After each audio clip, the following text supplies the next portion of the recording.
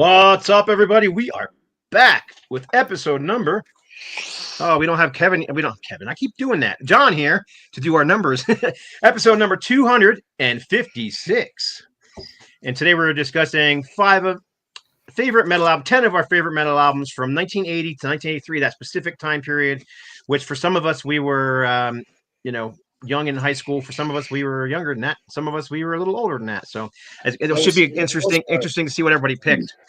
But anyhow, before we get into that, we won't be having Carcass's picks of the week unless Carcass shows up. Carcass got a flat tire and is dealing with that, but he said if he could get here, he would. So there's a chance he may get here. But before we do that, anybody got any shout outs? Kevin? Anything you need to want to say, discuss? No, I actually know. Hopefully spring gets here. I know this week we're kind of in a snow cycle. So we're most snow we've had in about 2 years in 1 week. So, but other than that, no, this came today. So, yeah, that's a great live album. If anybody's looking for copies of that, I think I think Girder Music has the last remaining vinyl copies. Yeah, and the new Iron Jaw. Yeah, we got this as well. So I'm just blown away by the Iron Jaw. What do you think, Kevin? Oh, I tell you, first spin it really didn't grab me, but the second time I heard it, I could feel it starting to grab me more and more. But third spin, I mean, it was like, okay, yes, we like this album, very good, and definitely, like Steve mentioned before, I think we got online. It definitely has that Judas Priest influence, but yeah, very good album.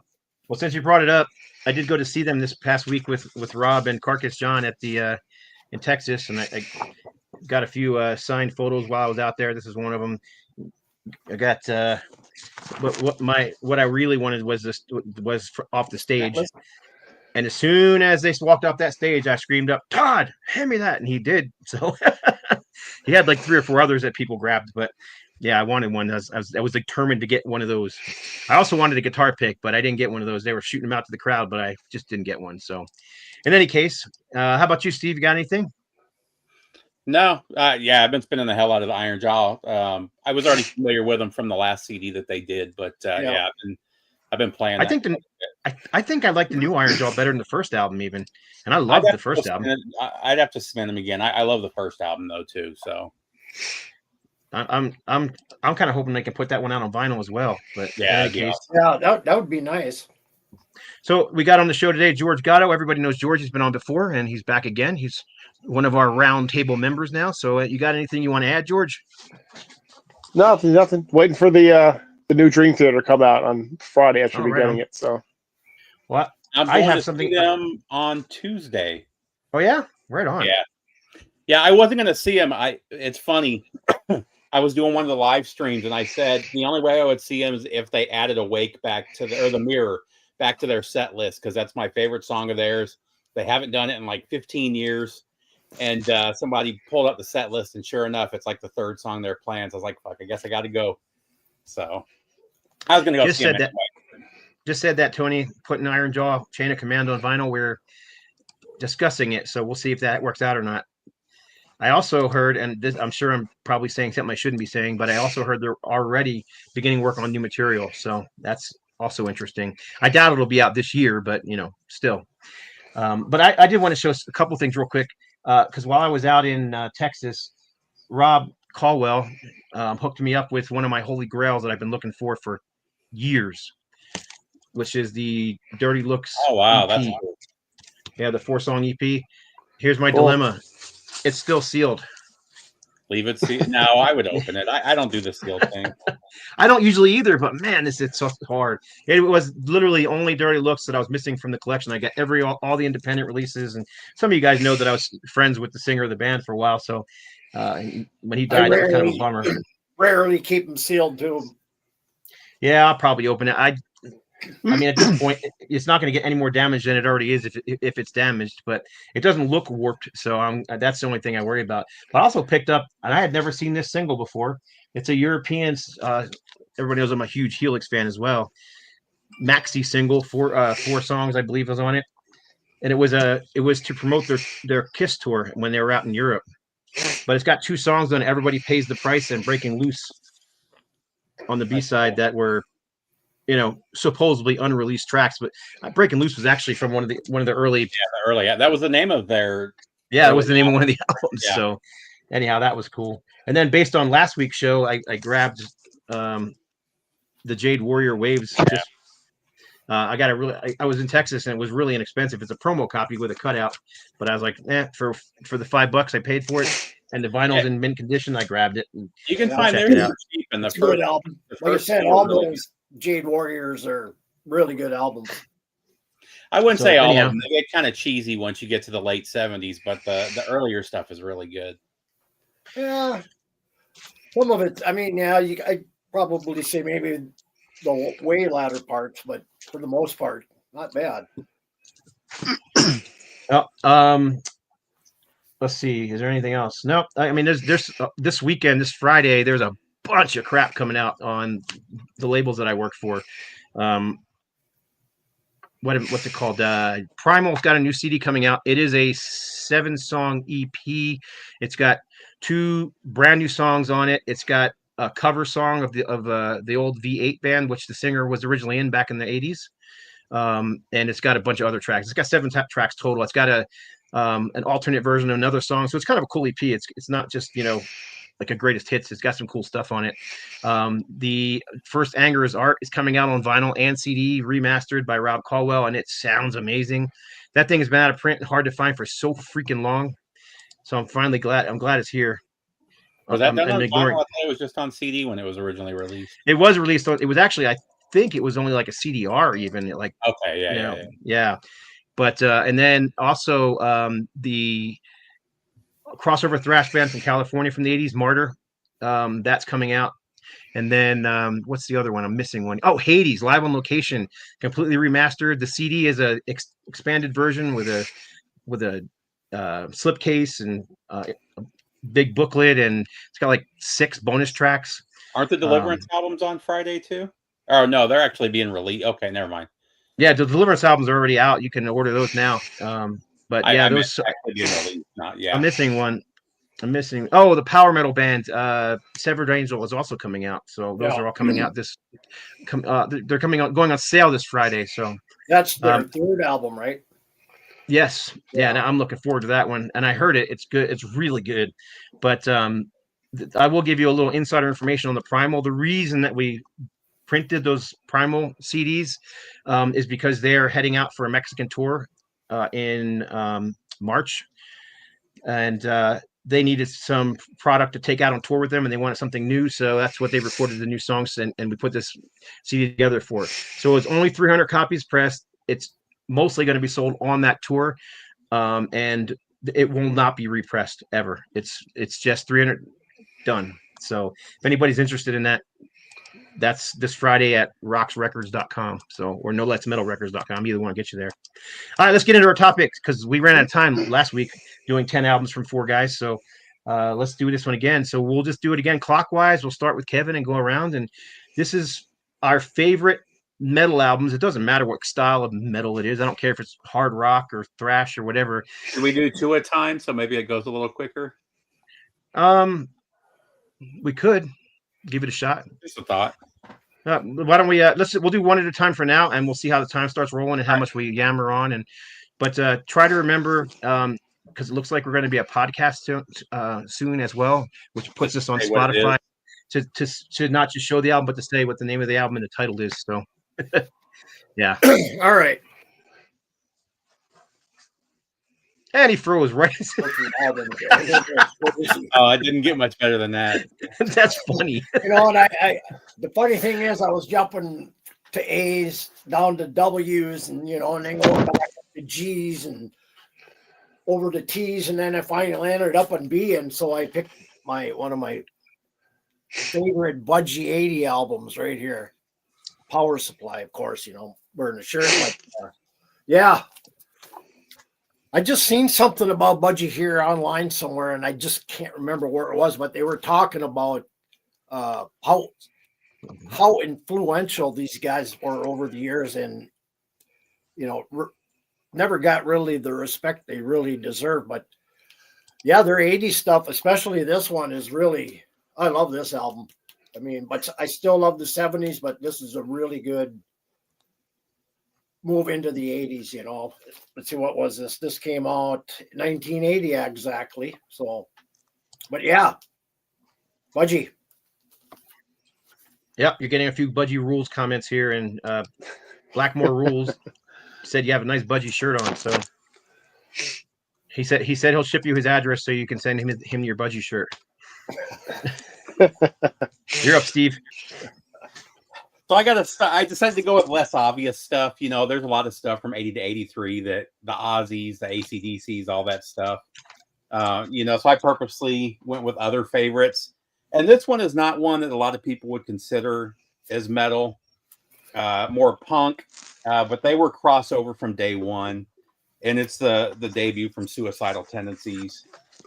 This was so important to me and so important into getting me into thrash.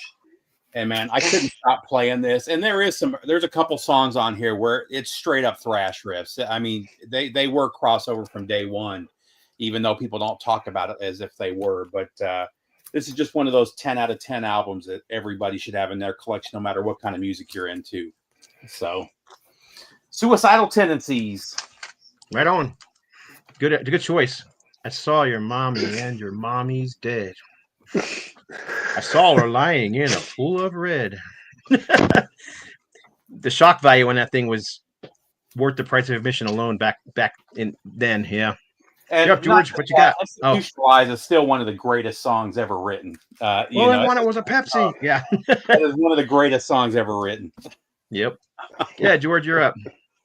All right. Well, I kind of picked some of mine was the usual suspects, but I picked this as my second favorite album of all time.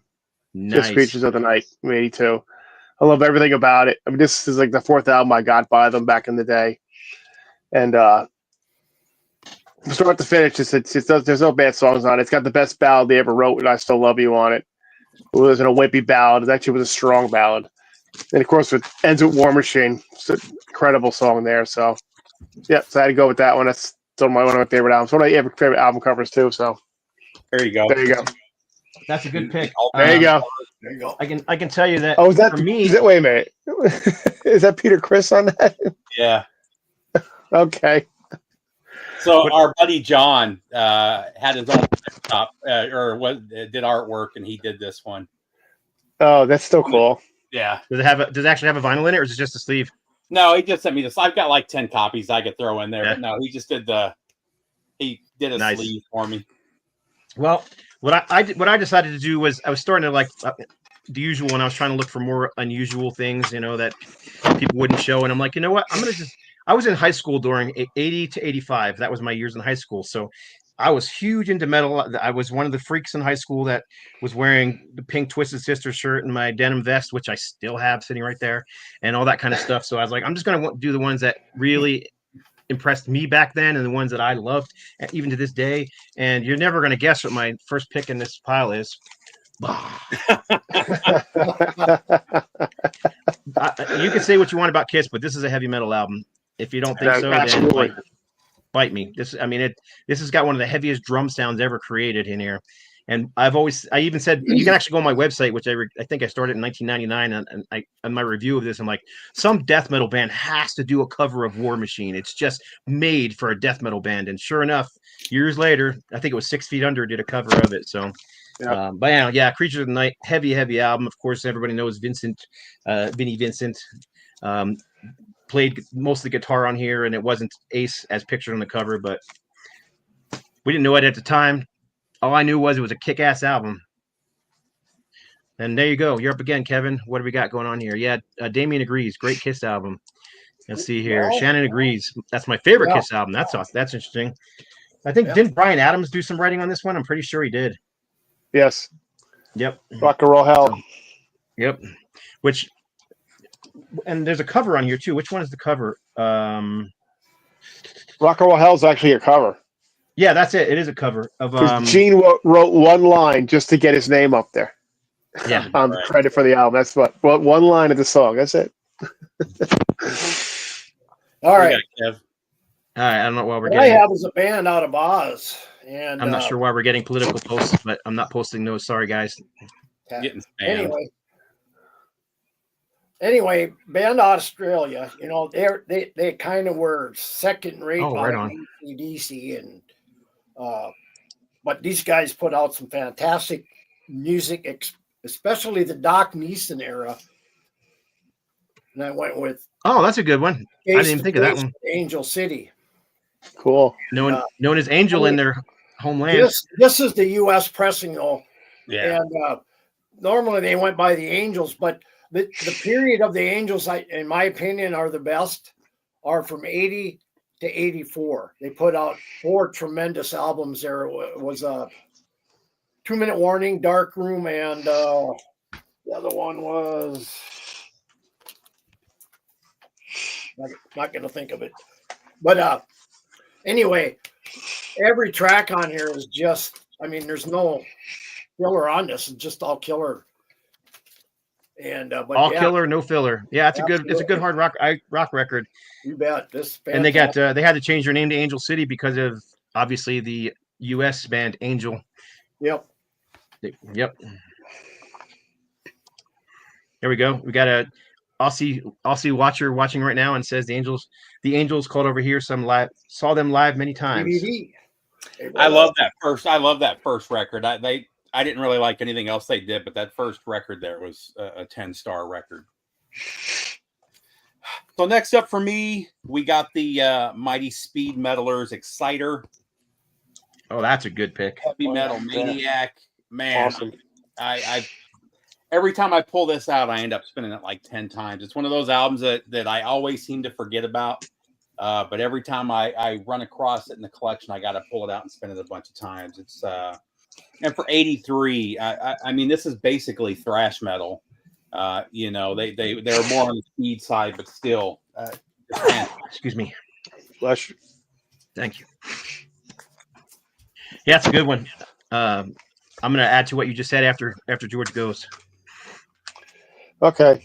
The next one is another, one of my favorite albums and a band that everyone thought was satanic at the time. Motley Crue, Shout Out the Devil. Yep. Which is laughable now when I thought they were satanic, but people did. I mean, just the cover and pentagram and all that crap. But it's still their best album. Still their really their heaviest album. Because the first one was more punkish. This was more metal. So every song the first time was a mixture of metal and power pop. Power pop. Yep. Yeah. Man, if you listen to power pop and then play that right next to it, it's straight up. It's heavy. It's power pop with distortion. It's great. Yep. Grab you some raspberries, Cheap Trick, and Judas Priest, mix it all together, and that's the first Motley Crue. But wasn't that about the same time Judas Priest was in court? Around that same era, 80, what was it, 84, 85, where they were accused of causing that kid's death, that kid who did suicide because That they claimed it was was backwards masking. AC too. Was it Blow Up My Video where they got brought into court because some kid was playing?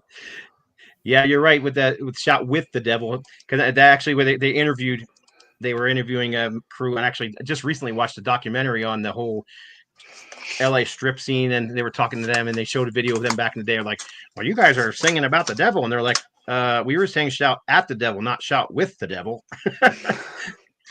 Anyhow, that's funny. So yeah, that's a good album. I like the first 2 albums a lot, and everything after that's kind of spotty to me. I mean, there's songs I like, but I don't think there's any albums that I love front to back after that.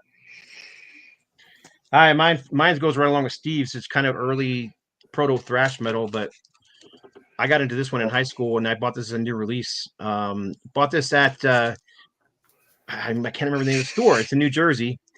It was in a flea market, and it was a big deal because this was like one of the few guys carrying this kind of stuff back in the day. Why can't I remember the name of the store? It's ridiculous. Turn the camera on, I get stupid. But anyhow, it's basically where was it Metal Blade Records, or no, it wasn't Metal Blade. Metal Blade was California, so it was, what label was Anthrax on at first, and Metallica? before Elektra. Force. Megaforce. So it's basically where Megaforce came out. It was out of that record store. So, but anyhow, regardless, Raven, Rock Till You Drop. This thing. I mean, the cover gives you an idea. It's just controlled chaos. And they pretty much put out 3 albums of perfection, in my opinion, from 80 to 83. And those guys have been around since 74 at that point. But they didn't sound like really any other. They didn't really sound like any other, band that I could remember back then.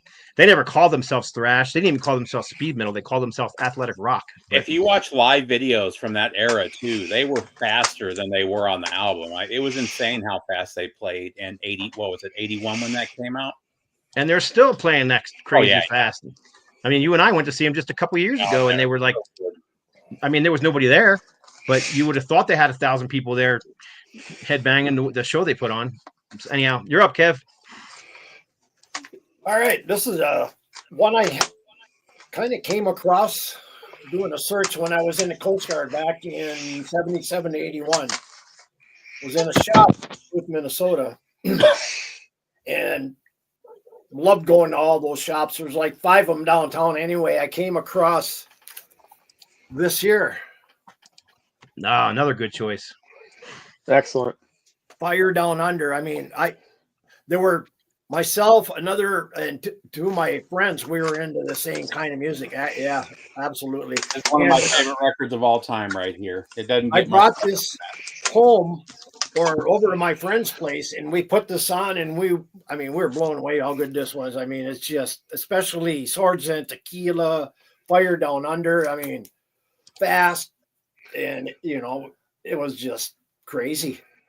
Yeah, we've talked about it, Fraser. They killed their career with those album covers. If they would have had some good album covers, they would have been a huge band. Their music was better than half the shit that was coming out at the time. Yeah, I think it was a mixture of things. The cover was one, but also they had label issues too. Don't get me label wrong. issues that were covers, though. I like the covers what they had them early days like this.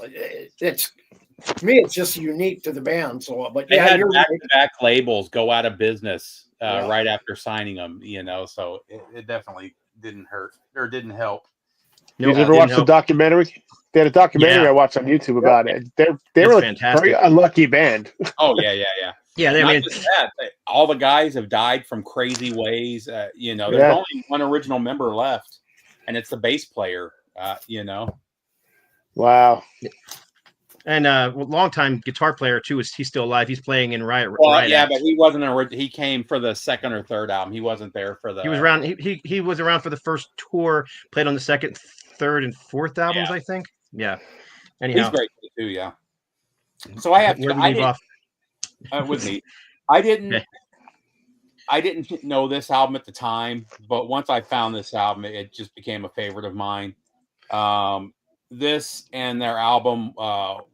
Hall of the Mountain King are 2 of my all-time favorites, but Sirens from Sabotage, just a whole nother level of metal for me. This was just so good, and another one that everybody should have in the collection. Yeah, I mean, not much you need to say about that one. No. The song Sirens is amazing too. It's just one of my all-time favorite. I mean, if you made a metal compilation that said this is metal, that would be one of the songs I choose to put on it. The Oliva brothers were just great. Right, that song and the song "Hall of the Mountain King" are my all-time favorite metal songs. Those guys were just great riffs, great lyrics, everything. Yeah, George. Okay, this is the only album by this band I think that were like the simplest they ever were. Yeah, First Manowar Battle Hymns. They weren't too over the top yet. I mean, a little bit, but they weren't that over the top. It was simple. They weren't like totally crazy with their whole whatever Manowar is, So, but kill all posers. Posers. Yeah, there was none of that. It was just like regular, Death Tone, Metal Days, awesome tunes. Shell Shock I always liked, and the title track, and of course Battle Hymn. The title, what do you call it? Is the title track? Battle Hymns is an epic song. So. But definitely never sounded the same after that. A little bit maybe in the last couple later albums, but they're then they went away this little crazy with their whole spiel. Yep, Sabotage definitely was an odd band. Power of the Night, that was a pretty weak album from them. I think it's got a few songs on that are okay, but yeah, it's not a solid album. Yeah, once Chris died, was it Chris that died? I get the two brothers mixed up. Yeah, Chris. Yeah. Once he died, you know, they were already going a little operatic before he died, but they kind of went full force after that, you know. And we got a comment that says, "I always thought they, meaning Yeah. Manowar, were English." And of course, you know, they had that great album "Hail to England," so that's probably why a lot of people thought they were from England. But And they anyhow, barely I like- tore. They barely tore America. Yeah, A well, New York band never tours America. yeah. Well, it's because they played to small crowds here, and then they're playing to big crowds, and you know they're playing the festivals and stuff. All right, I'm Well, going to they show. had I don't know. Ross Boss on the And in the they're- band too. Their ticket prices can be out of hand too. Ridiculous. Yeah. They just played here a couple weeks ago, and I didn't go because I mean I don't even know what the prices were. I would have going to pay it anyway. I haven't liked them since- $120. No, thank I haven't you. liked them since Ross left the band. They just kind of went downhill after that, in my opinion. All right, mine is an album that people will fight you to the death today, saying they're not a metal band. But when this thing came out, I loved it, and I still love it to this day. But this is the first Rat EP. Ooh, that's a good one. I didn't even think about Yeah. that. Yeah, I mean, Sweet Cheater, and that's almost a straight up Judas Priest worship song there. But it's got the hook, that LA hook on it, but it's still got those, you know, just heavy riffs on it. And of course, they do a freaking killer version of Walking the Dog, which was a Rufus Thomas song, but their version is definitely inspired by the Aerosmith version because it's almost identical to the Aerosmith version, just more metallic sounding. But I mean, they looked ridiculous. People make fun of this look now, but I liked the look. That whole larger than life, where you know we're wearing costumes. They put on a show. It wasn't just get on stage in your blue jeans and stare at your sneakers like the 90s became. Not any different than the 70s. They were dressing like that too, you know. All Some- Stars, yeah. all the glam bands were doing it. Yeah, Well, and now even bands like Led Zeppelin. I mean, look at Jimmy Page's costumes he was Yeah. wearing on stage. You know, but in any case, I don't know. It was part of the 80s, man. It was fun. It was party all the time. That was the point, you know. But yeah. I could have grabbed Out of the Cellar too, which I also think was great, and I was really into in high school. But that EP, man, it just took me by storm. Of course, being an Aerosmith fanatic, it didn't hurt either because I immediately recognized, you know, the Aerosmith song on there. So, well, and that EP was kind of like the Queensryche EP, where the band kind of completely changed their sound after the EP. I like the first couple albums too, but man, that EP was on a whole nother level. yep, Yep. you're getting a lot of rat comments, so people are agreeing with me, which is good. All right. This album here was kind of it was funny. I didn't buy it when it first came out. I bought it it was maybe 15 years ago I bought this. At the time I didn't know about it, but this became one of my favorite albums. But this, and there was like 4 or 5 Ravens at a record shop in Fargo I was searching through, and this happened to be in there. In fact, 2 of these were in there. I'm talking about the Rods. Ooh, that's a good one too. Oh Yeah, yeah. it's a good one too. And they were from the area, so yeah, I've got a couple versions of that too. Yeah, that's a great album. You know, and I mean, I was shocked when I seen these there, and the funny thing is, the prices were so low back 15 years ago. They were like $5 a piece, if that. Nowadays, you know, they'd go for a lot of money. But yeah, these are really good albums. Yep. Yeah, I agree. I don't know why I didn't. It's just not one I thought of when I was making this list. But I easily could have, because that was another one that we were all into heavily in when I was in high school in that time period. I'd like to say I'm the oldest one here, but I don't think I am. No, you're not. So I got to go with one of my newer. This is a band I've known about since probably the late '80s, but they really became a favorite within the last few years. But the mighty Holocaust. Oh right yeah. on. New This- wave of that's a British great heavy one. metal. They were so heavy for the new wave of British heavy metal. You know, a lot of them were more on the punk side, more on the hard rock side. Man, these guys, and they don't have a bad release under the Holocaust name. I can't recommend their stuff more. All the Holocaust stuff is really good. The Hologram, like we mentioned, it gets kind of weird when they change their name to Hologram, but Man, all of it's great. The live albums are definitely worth getting to. The live 7 And the singles, the early singles are great too. Oh yeah, the singles are really where it's at. But a lot of the new wave of British heavy metal bands would put out an album, and the only good songs in the album would be the singles. You know. Right. But man, this whole album is fantastic, and so is that live album that they did. Cool. All you, George. I got one that this needs no explanation, but this was a big album and British Steel Of course. from Judas Priest. So I know it's like low hanging fruit, but just for the even without living out to midnight and what do you call it, breaking the law? I mean, that's great too. Metal Gods are one of my favorite songs they ever do.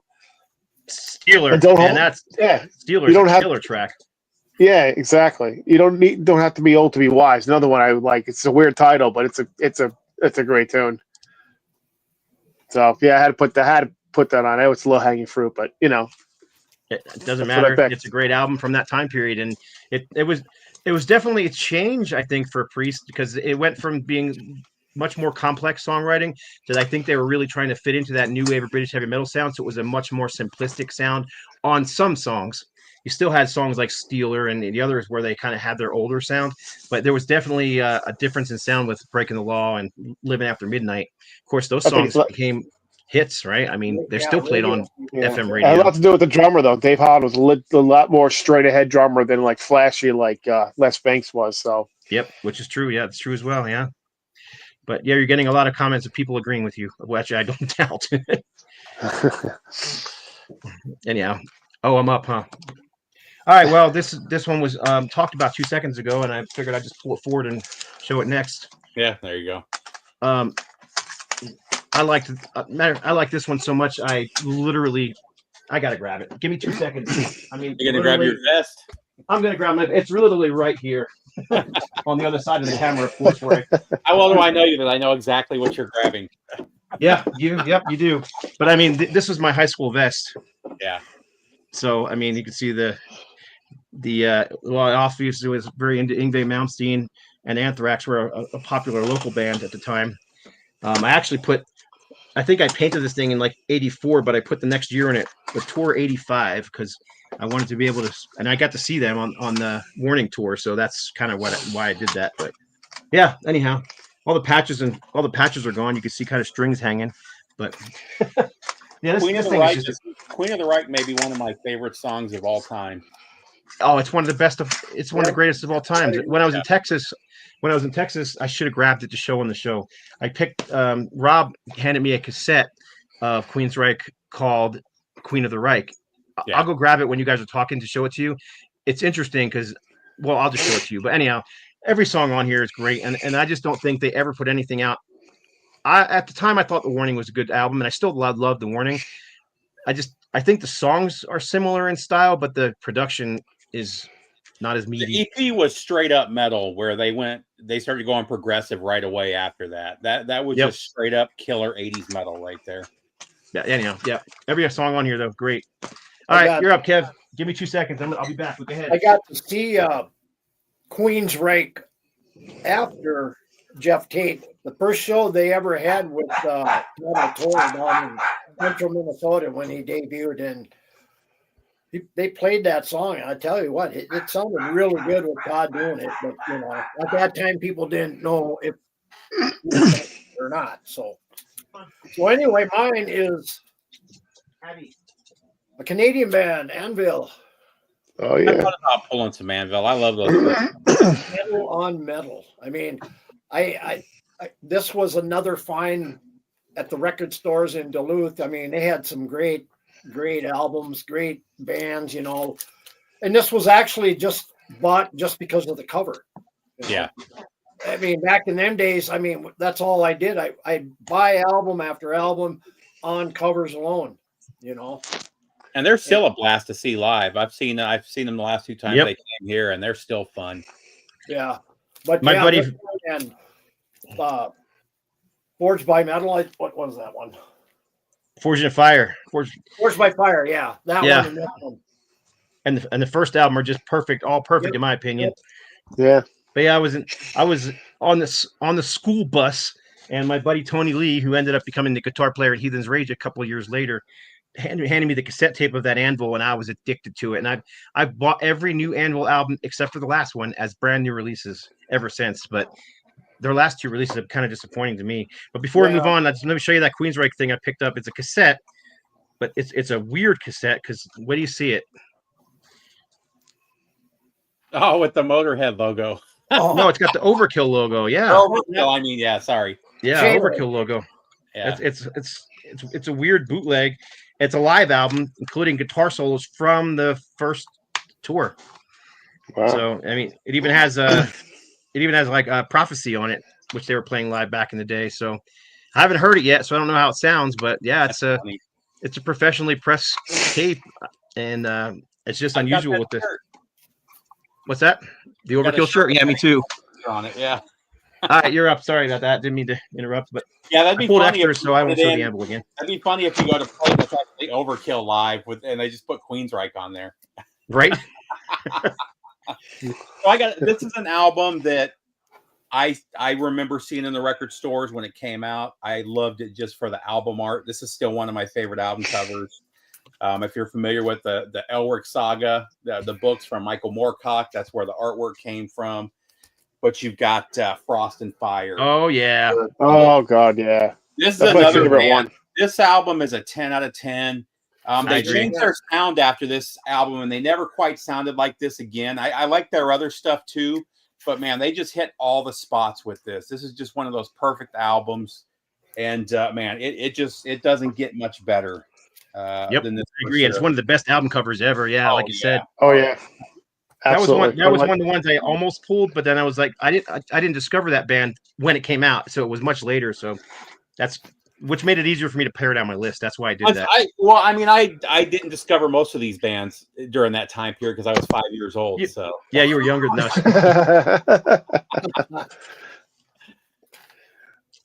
Yeah, George, you're up. All right. Now, just like the Kiss one where that Creatures is their metal album, this is this band's metal album. I thought about pulling that one. And Lizzie. I think that's their Yep. heaviest. I mean, that's a straight up metal album for me. I love Yeah. that record. That was Yeah, their it very much heaviest. is. I mean, they brought in John Sykes. That was a great story. way to end too. Yeah. You know, Yeah. Rest in Yeah. peace to him. I Yeah, like late that John probably second, in my opinion, but I like Chinatown. That's one of my Yeah, Chinatown's great That's, too, no, but they that's a great one too.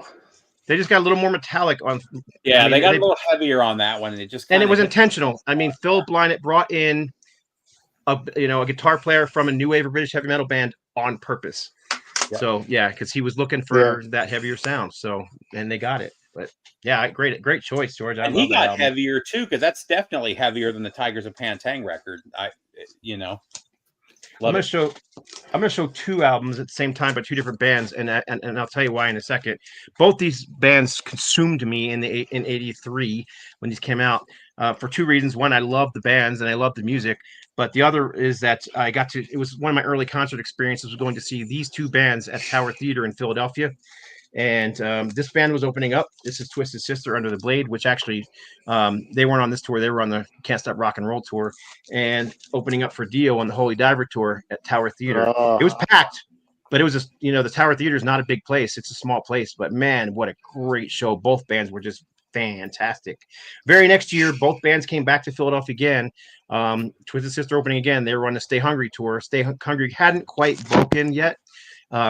But they sold out the Spectrum. So, but yeah, I mean, again, Dio, some guy the other day was telling me this is just a classic rock record. And I'm like, you're an idiot. I'm not even arguing with people anymore. It's just so dumb. But I mean, the guitar playing on here, Vivian Campbell, again, another guitar player, another, classic singer. I want a metallic sound. I want to, and brought in a UK guitar player. And I don't think Vivian Campbell ever did anything as heavy as those first two Dio albums ever since. He's definitely not shredded like he did on these albums, that's for sure. And people can say what they want about Twisted Sister, but this is a heavy album. Every song on here just about is fast and heavy and crunchy. The only slow song on here really is Destroyer, which is a super heavy song. Another one that some death metal band should do if they haven't. Yeah, They have. I'm sure they have. But anyhow, Twisted Sister, Can't Stop Under the Blade and Dio, Holy Diver. Two great albums, both from '83. This one might have been '82. I think it actually came out this one came out in '82, and You Can't Stop Rock and Roll probably was '83. And that's All right, the Kev, original you're up. mix, right? That's the original mix, yeah. And there's actually several pressings of this.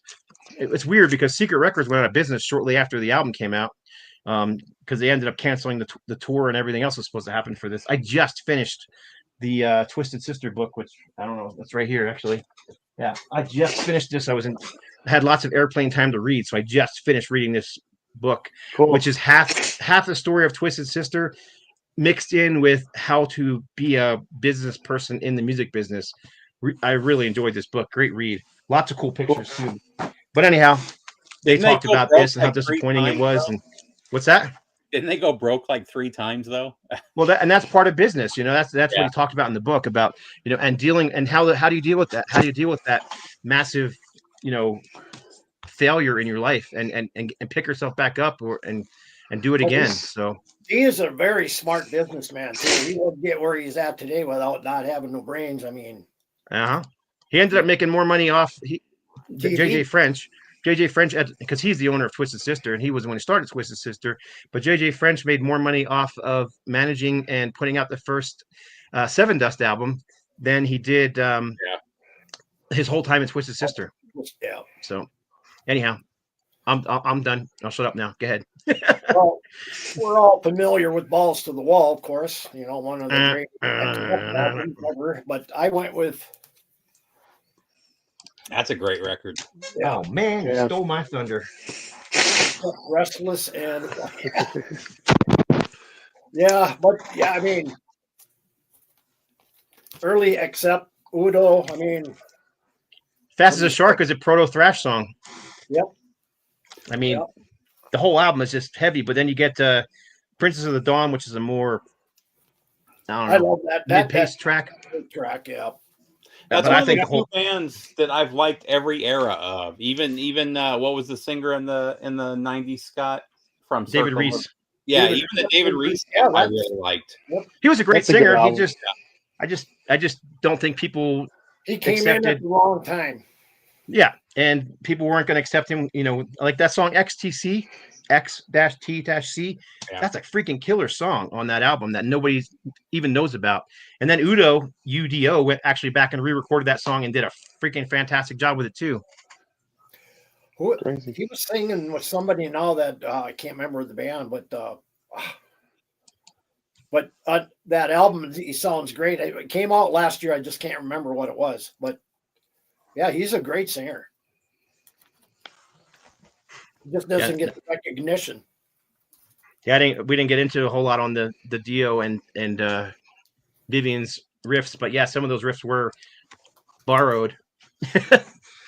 So the next Yep, one I'm no going to doubt go about with, this would, if I did a top 10 new wave of British heavy metal records, this would be in there. This is one I found out about this band by accident. I think I ordered something and I got a copy of this on cassette, maybe as a freebie, and I was hooked.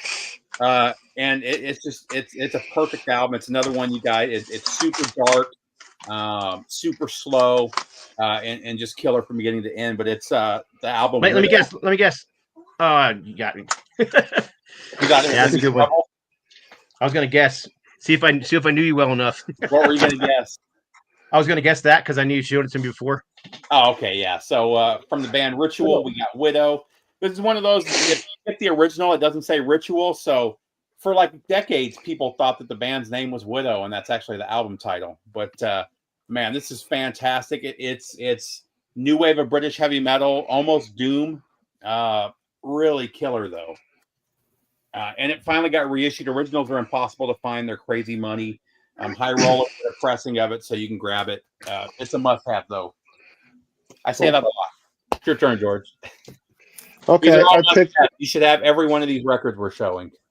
Yeah, this actually is the his what is it called? The I keep wanting to say Prisoners of War. That's not right. Picks of the week. These all are picks of the week. Yeah. I picked this album, even though this is one of the albums that people thought they kind of went down with it from the previous three, but I love it. Motorhead's Iron Fist. I always like this one. I don't know why people put it down. I see nothing wrong with it. I love the title track. Absolutely love it. I just think people Heart like of it Stone because it and- was so I don't know, it was so similar to Ace of Spades. That's why people Yeah. kind of, but the song Iron Fist, that's a freaking awesome. Matter of fact, I like it so much we recorded it in Ultimatum. There you go. Yeah, but I love the album. I don't know why, it's one of my favorite ones. So, not talked about Yeah. enough. It's always Ace of Spades or Overkill or Bomber. Bomber, yeah. Yeah, And but I those mean, you are the gotta albums- give. All great albums, but still, they don't talk. They kind of talk down about Iron Those are Fist. the I don't albums know, I never listen to anymore. I don't think I ever pull any of those out. No, I still spin Overkill pretty regularly, man. That was what 78. I think On Parole is better than their first four albums. There's a little more of a punk edge to it, Cool. Love but it. you're getting a lot of agreement on the Iron Fist being killer. So Yeah, I love that album. Don't get me wrong. That's a good album, no doubt. I'm gonna pull another obvious one. But this thing blew me away the year it came out. I didn't think it could get any faster than Kill 'Em All. I was in high It school can when get this came faster out. It was than Kill 'Em All with this right here. yeah. But I yeah, picked this it too. I picked. Yeah. I figured if some people would be picking this one. I mean, it was a game changer back in the day. Even though they really weren't the first thrash metal band, they were definitely one of the most influential. They were the first to get a album out, not just a demo, but an actual album out. And yeah, they killed it. And I can't tell you how many times I listened to this thing over the year and bootlegs and that demo you just showed. I mean, I think that tape trading of that thing went crazy back in the day. I remember. I think I traded for a copy with some guy on in Kerrang magazine. Remember they used to do the I tape have trading seen back even then? back in the 80s. I remember bootlegs of this tape with different covers and stuff. It may be the Mhm. most bootlegged album ever, or EP ever, whatever demo, whatever you want to call it. John Zazula. That was the guy who ran the record store in New Jersey that I bought the Raven from. He So- passed away about 3 years ago. Yeah, he did, and Marcia too, as I recall, his wife. Yeah, Yeah. She just passed away not too long ago, I think. Yeah, and I would swear when I bought that record, I met a woman there, and I bet because I think his wife worked at the store too. I wonder if it was her. I don't know. I didn't know who they were back then, and I was just a freaking kid at a swap meet. So, but anyhow, yeah, and they looked badass back then too. I thought showed they you this did. the other day, Scott. When my wife found this old single of Yeah. Whiplash. So I think doesn't it say is like a different mix on there or something like that, or it might I say don't know. live. It's just like a blank looking thing. It's really old as hell. You barely see the cassette thing. It's kind of Oh yeah, Yeah, I've got a Faded few of over the those. years. She found it in the closet. Like, where the hell did you find that? It's in the closet. Yeah, that's cool. Right on. You're All up, right. Kevin. I got a little behind on the. And I agree. back in '80, of course, this band kind of got revigorated after the passing of Bon Scott. Now, with Neck I think it's- neck brace mix. That's what Anyway. that thing is. Back in Black was one of the greatest albums ever made, but I actually like For Those About to Rock just as much. We salute you. I think too. this is really a great follow-up to the Back in Black. Lots of good hits on this, but this and Back in Black got played so much that I think I've went through 3 of these so far. Back in them days. Yeah, it's a good album. I could tell you a quick story about that one is when we were recording our Lex Metalis covers album, our guitar player Robert really wanted to do a cover of of the song that For Those About to Rock, and it was a big old fight over it because he was the only one that wanted to do it. And it's not because we didn't like the song. I love the song and I love AC/DC. I'm like, dude, that is way too an iconic of a song for us to cover it and make it sound like our own song. It'll never work. No, man, it's a great song. We just need to do it like they did it. No, there's no point in doing a song and making it do it like they do it. We either do it like us or we don't do it. And so anyhow, it became a big knockdown, drag out fight, and ended up we recorded Mental Health instead because he chose that song too, which we also fought him on. But because he kept choosing these iconic songs instead of the more obscure songs that we wanted to do. But in any case, that was history. You're up, Steve. It's Sorry. actually completely coincidental that I have the Back in Black right there. I see it. I got the high voltage, so I've been listening to a lot of AC/DC the last couple. Actually, I got two more over here. But yeah, so the next one for me, this is an album I absolutely hated for the longest time. I hated this album until about 10 years ago. It sounded like shit. I didn't get it. I didn't like the singer. And now it's actually one of my favorite Black Sabbath albums, Born Again. Man, this thing is so dark, so good. And actually, the bad production almost plays into the album itself. They've talked about redoing it, and I hope they don't. I hope they leave it this way, because the shitty production, I think, actually adds to the album. But man, this one is a 10-star album for me now. I saw the tour. I saw that tour at Spectrum in Philly. Yeah, it was them. Quiet Riot was opening, and it was them, and they had this gigantic Stonehenge. it was. I'll never forget it. And they actually Black Sabbath played gigantic Stonehenge. Yeah, it was in danger of getting tromped upon by a dwarf. But yeah, it was an awesome show, and they actually played "Smoke on the Water." Oh, that's cool. People thought it was like blasphemy for Sabbath to be playing Deep Purple back then, but I was like, this is awesome. Those guys were there on the stage back in 70, 71. Yep, you're getting a lot of comments of agreement here. Yeah. Oh man, Gillen killed it. Yep, you're up. Go ahead. All right, this is one of my favorite new wave of British heavy metal albums of all time. First Tigers of Pantang. Yeah, yep, I'm there with you. Really, yep, right with you. It's more raw. Jess Cox doesn't have their best voice, but it fit the songs perfectly. It had a bit of a punk edge, which I liked. Yeah, exactly, definitely. And Euthanasia, maybe it's a little, not the nicest title, but I can sing that song like what am I singing? But it's a great tune. Killers, it's from top to bottom, it's an excellent album. And I love the album cover too. So those first two Tigers of Pantangs are both perfect albums for me. I love both of them. I just think that first one. Yeah, and the singles too. But yeah, that first Tigers of Pantang it's unmatched. They never really did another album quite like it, untouched. So yeah, great album. And the first single they did too, that yellow single with the tiger on it, that thing is just a classic as well. Yeah, give me a second. I got it right here. So maybe I moved it. I got it right here now. I'll go while you're looking. Now everybody's going to argue that this is not a metal album. Again, don't care what you think. Again, hanging out with my buddy Tony Lee, ended up becoming the guitar player at Heathen's Rage, among others. And him and I can just remember hanging out in his bedroom and hang out in my bedroom listening to our records and it was Kiss, Creature of the Night, and Ted Nugent's Scream Dream. Very different album for him. Very, very heavy album for him. Didn't have a whole lot of hits, but Wango Tango got played a lot on the radio. Huh? Was he singing on that one? Yes, he sings on this one. Yeah, so Wango Tango, Scream Dreams. Yeah, he sings on every song. Hard as Nails, I Gotta Move, Violent Love. Every song on here was Terminus, El Dorado. Every song on here I love, and it's just been a favorite of mine ever since. And obviously, I got it signed by Uncle Ted, who was just the nicest guy in the world when I met him. The different times that I did met him, I've got no complaints about the guy. I know other people do, but not me. I don't know anybody that's met him that disliked him. No, I met him 3 times, and I don't have time to share stories now, but he was just a perfect gentleman to me. The one time I brought my son, he was really nice to my son, and my son was young, had long hair, gave him a guitar pick, and asked him, stay away from drugs. My son to this day has not forgotten that, because that's cool. Uncle Ted gave me a guitar pick and told me not to do drugs.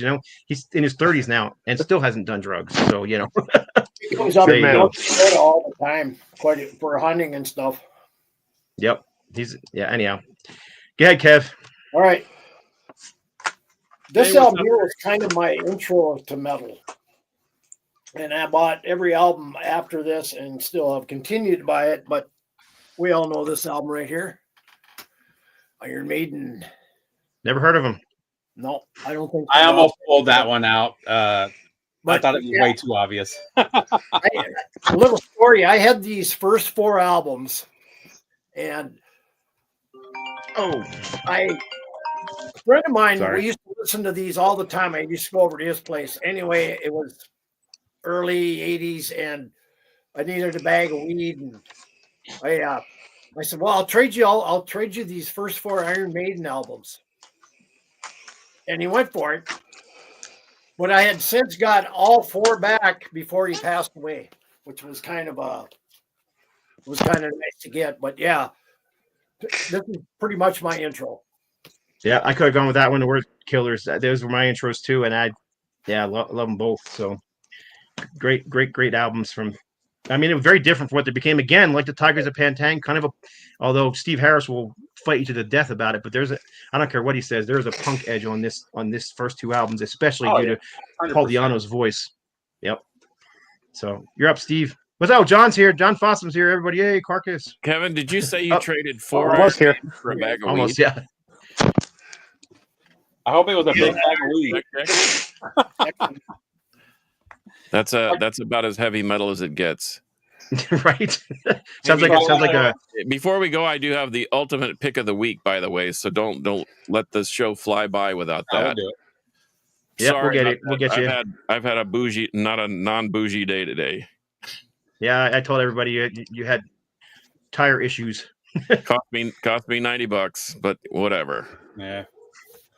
Go So ahead. I got to don't go mean with to a interrupt. band that, man, every musician I know loves this band, and most metalheads just don't know about them, sadly. And it's the late great Manila Road, Crystal Logic. That's still one of my Just one favorites. of the great metal albums that if you've never heard this, you have to have this one. Okay, so I was sitting at the tire shop.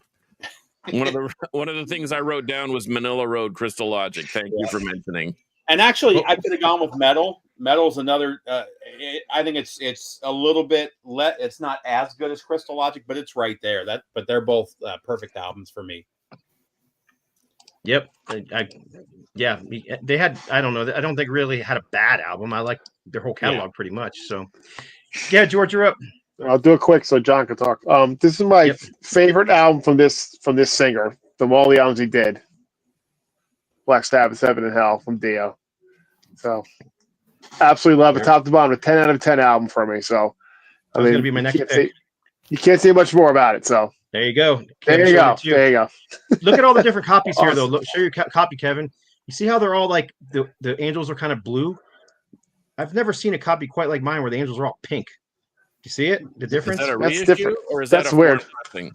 It's just I've had it forever. I don't know when it, if it's a reissue or not, but it doesn't matter if it's a More of the reissue. paint you see is in yours is right over in this area. Yeah, in the wings and in the faces even. But you can have one pressing. I mean, my copy and Carcass's could be, and Kevin's could be the exact same, come off the same press. But if you're pushing the magenta ink a little harder on this one than that one, it could be. But yeah, I've never seen another one quite like this one. I've had it in my collection for, gosh, since the 90s, I think. Anyhow, where are we? Well, I'll show I'm going to show my last one. one. Then we'll let John show his stuff. But we talked about this band, but to me, this is the album. If anybody says the blueprint for heavy metal, it's right here.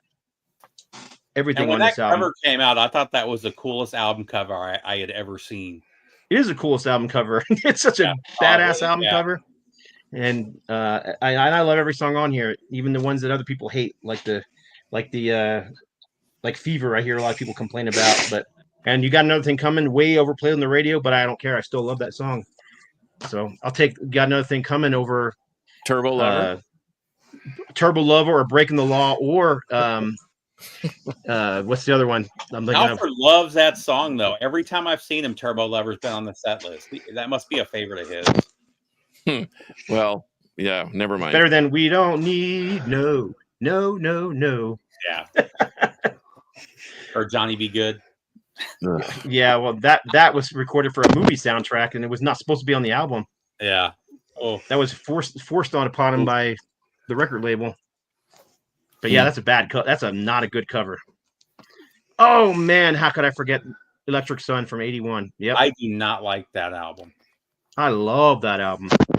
I love Uli. I don't know what it is about it, and it's one of those albums I revisit a lot because he's one of my favorite guitar players. I can't get into that album. I don't know what it is. Is it the orchestration? Yeah, it's just I don't know.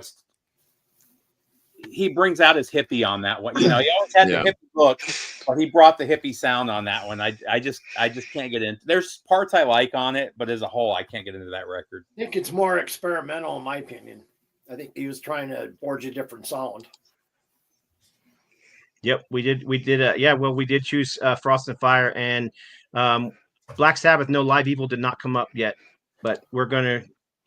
What's up, Ryan? Ryan, if anybody doesn't know who Ryan is, Ryan Roebuck. He's the guitar player in a band of sheep with a band of sheep herders. So he's a really great band. So look them up. And actually, his band's called Motivic, and they are badass. Matter of fact, they were in my top 5 for this year. But go ahead, John. John is very late, and I know I'm late to the party. Blah blah blah. I didn't have a chance to pull records, but here's my list that I wrote when I was at the car dealership getting a new tire. Anybody mention Saxon Strong Arm of the Law? No, Nope. That's a great album though. Riot, Fire Down Under. which is funny because wait, stop, ready? Riot. This comment just popped up. Yep. Okay. All right. So Riot. Someone mentioned Riot. Oh yeah, Yep. Riot was discussed in Except- length. Yep. Except Balls to the Wall. We chose Restless and Wild, but yep. Okay. Van Halen. Women and Children First. Yep, good album. Nobody chose it. Okay. Iron Maiden. Peace of Mind. No, we only showed the first 2 albums. Okay. Motorhead. Ace of Spades.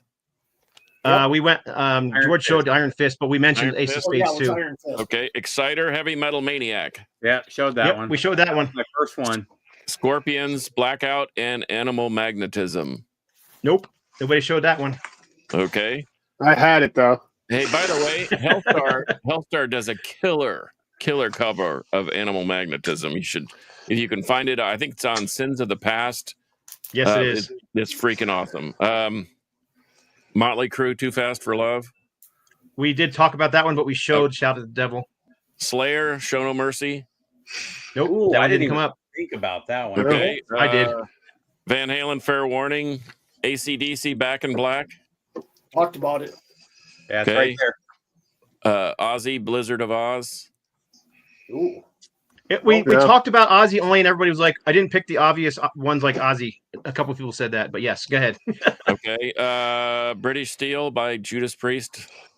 Yes, that one came up. Okay, how about Dead Kennedys, Fresh Fruit and Rotting Ooh, that's a good one, Vegetables? too. Yeah. Nope, the closest we got to that was Suicidal Tendencies' first album. Okay, Metallica, Kill Them All. Did that one come up? Yep, I showed that one. Okay, And so did No Life Till Leather. and Yep. Black Sabbath, Mob Rules. It's Actually, oddly enough. it's the only one that nobody showed from that era.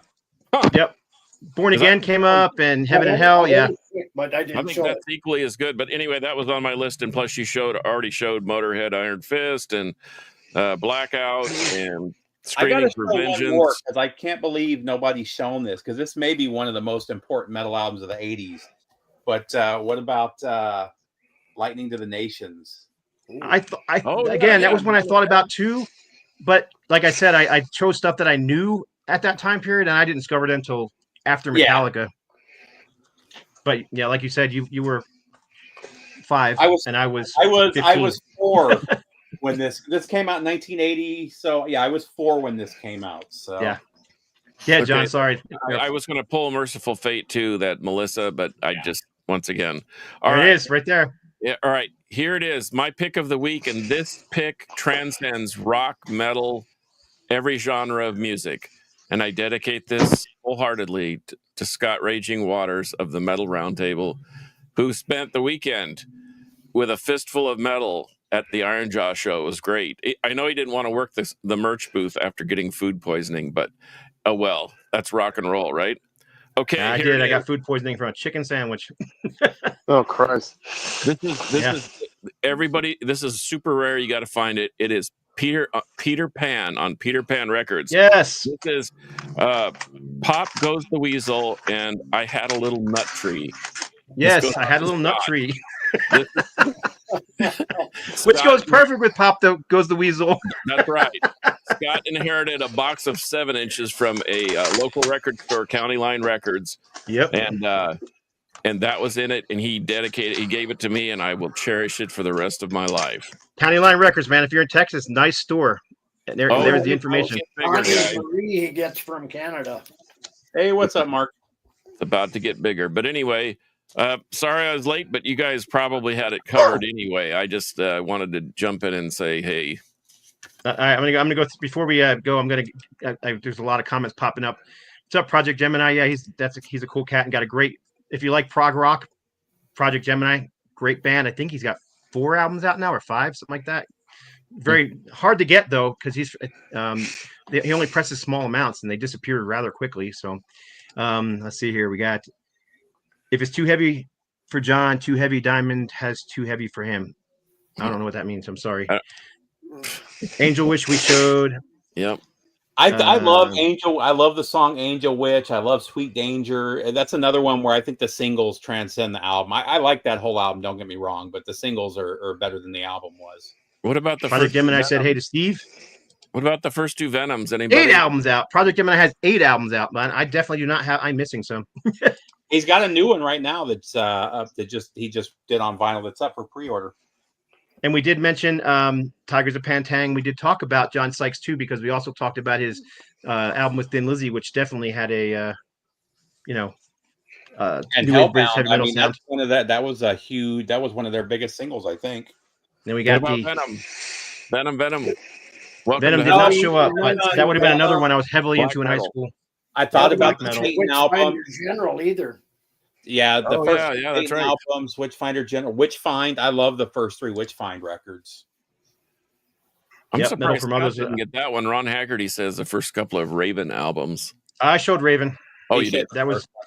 I yeah, didn't I pull it showed the because I first knew he album. was going to. Actually, I thought he was going to pull the first couple, but I was just trying to pull one of each, and that was the album I discovered them on was Rock Until You Drop. So that I don't was know my, if I mentioned it before though. The Raven debut, I had that on cassette for like a decade, so I had never saw the LP, and I didn't realize the guys were on the album cover because on the cassette you can't really see them. I thought it was just Yeah. a pile of junk on the on the cover. That's funny. And let me before we go here, I'm gonna find we're gonna be very professional, and I'm gonna pull up our little banner things. And all right, so first of all, I don't have one for George. So George, tell everybody where they can find you at outside of the Metal Roundtable Oh, just George G's Room of Rock on YouTube. Yep. That's it. on YouTube, and he's on Facebook as well under his what's the name My name. on there? Gatta, George Gatta. Yeah. Right on. And you can find Kevin. I don't know. Do I have Kevin on as YouTube at Old Metal Rocker Little 65? Rocker or Kevin Coles over on Facebook. Yep, and Instagram. And then we got let's see. No, I don't know who that guy is. Channel. And we got Steve as Harmless Rebel 868 on YouTube, and he too you can find on Facebook and Instagram, and I think he's on Grindr as well. I don't even know what that is. You better not. You can find John on Instagram at Carcass John Art, and he too has returned to Facebook recently. So he's back Yep. on Facebook. You can find me on Instagram at No Life to Metal, or you can just search me at Scott Waters on YouTube or No Life to Metal on YouTube, and you'll find me as well. So, man, that was a fun show. We had a lot of people watching. So I appreciate everybody watching. I'm watching the numbers drop as we're going out here. But yeah, that was a fun show. I really enjoyed it. So we did get a couple of requests we're going to do in the near future. We have already discussed it. We are going to do probably a part 2 on the prog rock one, because we got a lot of people asking for part 2. We ran out of time basically, so we started showing records like it was just kind of crazy. So we'll do a part 2. A lot of that lately. All this week actually is what I've been listening to is a lot of 70s stuff. Like I said, showed in the beginning of the show, I did, based on the show, pick up a Jade Warrior album.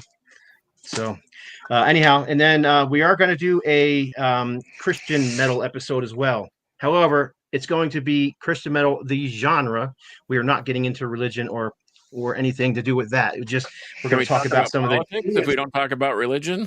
Yes, we can talk about how much we either love or hate the current president. And I'm gonna have him on the show too, because I'm sure he'll have some good things to say. Well, then we'll talk about the Striper reissues. Then come on, let's really get vitriol going here. Let's not go there. But anyhow, it was requested by quite a few people, so we're gonna do it, and we'll see how that one goes. That should be it should be a fun one too. So, but yeah, some people are getting a kick out of it. So, like I said, it'll be a fun one. So anyhow, that's it. So for episode number 256 of the Metal Roundtable, we know how we do it. Metal will prevail. And then I leave you guys hanging and make some funny faces while I figure out where the entry thing is. And I'm gonna really leave you hanging this time because I really lost it. There it is. See ya.